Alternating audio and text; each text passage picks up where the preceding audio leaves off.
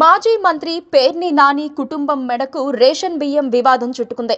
మచిలీపట్నం మండలం పొట్లపాలెంలో నాని సతీమణి పేరుతో ఉన్న గోడౌన్లో బియ్యం మిస్సింగ్ వ్యవహారాన్ని ప్రభుత్వం సీరియస్గా తీసుకుంది. పేర్ని నాని కుటుంబానికి చెందిన గోడౌన్లో 187 టన్నుల రేషన్ బియ్యం మాయమయ్యాయి.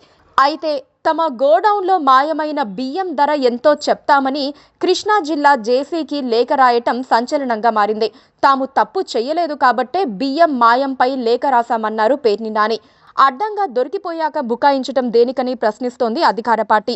డిప్యూటీ సీఎం పవన్ కళ్యాణ్ ఆదేశాలతో గత నెల 28, 29, 30 తేదీల్లో పౌర సరఫరాల శాఖ అధికారులు ఎంఎల్ఎస్ పాయింట్లలో తనిఖీలు చేపట్టగా 187 టన్నుల తేడా ఉన్నట్లుగా గుర్తించారు. 1,70,00,000 రూపాయలు చెల్లించాలంటూ నోటీసులు పంపారు. దీంతో మాజీ మంత్రి పేర్ని నాని ₹1,00,00,000 డీడీలు తీయించి ఈ నెల 14న జేసీ కార్యాలయంలో అందజేశారు. మరో ₹70,00,000 రూపాయలను సోమవారం చెల్లించారు. మొత్తంగా 2 విడతల్లో కలిపి 1.7 కోట్ల డీడీలను అధికారులకు అందజేశారు. ఈ వ్యవహారంలో గోడౌన్ ఓనర్గా ఉన్న జయసుధపై క్రిమినల్ కేసు నమోదు చేశారు పోలీసులు. దీంతో పేర్ని నాని, ఆయన సతీమణి జయసుధ, తనయుడు కృష్ణమూర్తి అజ్ఞాతంలోకి వెళ్లారు. మచిలీపట్నం జిల్లా కోర్టులో జయసుధ బెయిల్ పిటిషన్ దాఖలు చేశారు. 2 రోజుల తర్వాత పేర్ని నాని సోమవారం తన ఇంటికి చేరుకోవడంతో వైసీపీ నేతలు ఆయనను పరామర్శించారు.